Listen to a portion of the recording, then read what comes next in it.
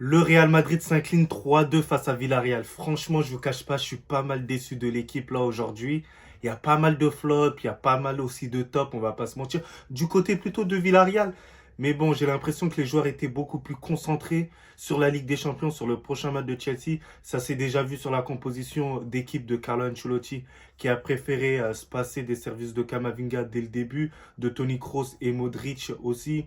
Voilà, il a simplement gardé sa ligne offensive vraiment au complet et il a plutôt privilégié de base un Rudiger avant un Militao, quoi. Mais franchement, c'est une déception pure. Voilà, surtout qu'on commence le match assez bien avec un Asensio, beaucoup provocateur, et il a réussi à provoquer le premier but, hein, un CSC du défenseur. Donc bah, c'est dommage qu'on n'a pas poursuivi sur cette démarche-là. À la suite, on a été cueilli par un très bon Chukwueze. Franchement, deux buts excellents qu'il arrive à nous mettre. Il arrive à nous terminer. Et voilà, hein. Au final, on voit un Real Madrid abattu, perdu encore. Maintenant, c'est même plus l'objectif d'aller chercher le FC Barcelone. Mais l'objectif, c'est de ne pas se faire rattraper par Atlético Madrid. Donc franchement, une déception, mais vraiment pure. Et voilà, j'espère qu'on ne fera pas les mêmes erreurs face à Chelsea.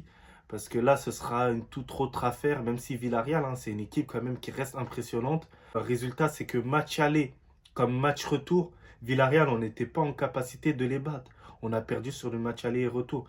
Donc ça montre que le FC Barcelone mérite clairement en fait ce titre de champion d'Espagne. Et nous, va falloir travailler et va falloir poursuivre la saison pour pouvoir se rattraper, pourquoi pas en Ligue des Champions. Donc voilà. Bah, au niveau des tops, hein, les gars, je vous cache pas que au niveau des tops, c'est difficile d'en mettre hein, du côté du Real Madrid, mais je veux m'efforcer de le faire. Hein. Vous connaissez tous le top du côté de Villarreal, ça, Chukwueze, il a impressionné de fou malade. Mais les tops du côté du Real Madrid, je mettrais Asensio. Asensio, pour moi, il a fait son taf, il a été sérieux, il a été provocateur, il a été bon sur l'aile et c'est lui qui provoque le premier but. Il y a Vinicius. Vinicius, mais quel but qu'il arrive à nous mettre. Hein. Vinicius, c'est vraiment propre techniquement et c'est l'un des meilleurs dribbleurs au monde. Hein. Il a une ascension mais fulgurante. Hein. Imaginez-vous le Vinicius qui venait d'arriver au Real Madrid qu'on critiquait énormément. C'était compliqué au début et là il s'est habitué. Surtout si vous regardez le match de Vinicius, c'est qu'il subit beaucoup de fautes. Je me suis amusé à les compter. Il reçoit 5 fautes en première mi-temps. Donc c'est sûr que c'est énervant de fou. Et surtout en deuxième période, il en a reçu de multitudes. Hein. Après, je pense que c'est les deux tops. Après, au niveau des flops, hein. Au niveau des flops, Rudiger. Wesh. Rudiger, je suis désolé, je suis obligé de te mettre.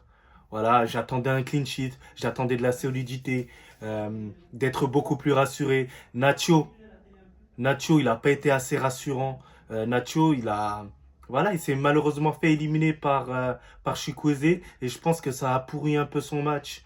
Et voilà quoi. Tchouaméni, j'en attendais quand même un petit peu plus pour qu'il puisse affirmer sa place. Lorsque Kamavinga il est rentré, on a vu un peu plus de certitude par rapport à lui. On a senti un Kamavinga vraiment en confiance. Il a apporté vraiment offensivement. L'entrée aussi de Modric, elle a fait pas mal du bien et elle a permis d'alimenter aussi les attaquants. Elle a permis aussi de libérer encore plus Vinicius. Après, voilà, hein, c'est des choses qui arrivent en vrai. Ceballos, j'en attendais encore beaucoup plus de sa part. Mais bon, on l'a pas assez vu, il s'est pas assez montré, il a pas assez osé. C'est ce qu'on attendait hein, de la part des Madrilènes. Après, grosso modo, hein, c'est vraiment une équipe qui est plus focalisée sur cette Ligue des Champions que sur le championnat. Mais il va falloir faire attention à l'arrivée de l'Atlético Madrid parce qu'ils sont pas si loin de nous. Et à force de perdre et de perdre, on peut aller à la troisième position. Lucas Vázquez aussi, hein, franchement, il n'a pas marqué des points encore aujourd'hui. Il n'a pas su faire le travail au bon moment. Il n'a pas été solide. Donc voilà, hein, ce qui a profité aux attaquants de Villarreal. Et les attaquants de Villarreal, l'équipe de Villarreal plutôt, a mieux exploité le ballon en deuxième période que le Real Madrid. Et bah, c'est une victoire logique aussi pour Villarreal, même si on aurait pu obtenir un match nul. C'est ce que je voyais à mi-temps.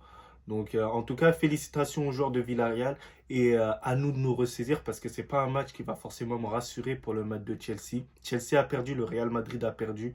Donc là, on va voir qui sera le meilleur le jour J. En tout cas, j'espère que ce sera le Real Madrid. Dites-moi en commentaire seulement vos tops et vos flops. Et surtout, pensez à aller me suivre sur TikTok, sur Instagram et d'ailleurs même sur YouTube. Mais sinon, en vrai, ça à toi. Moi, en tout cas, bien. Alhamdoulilah.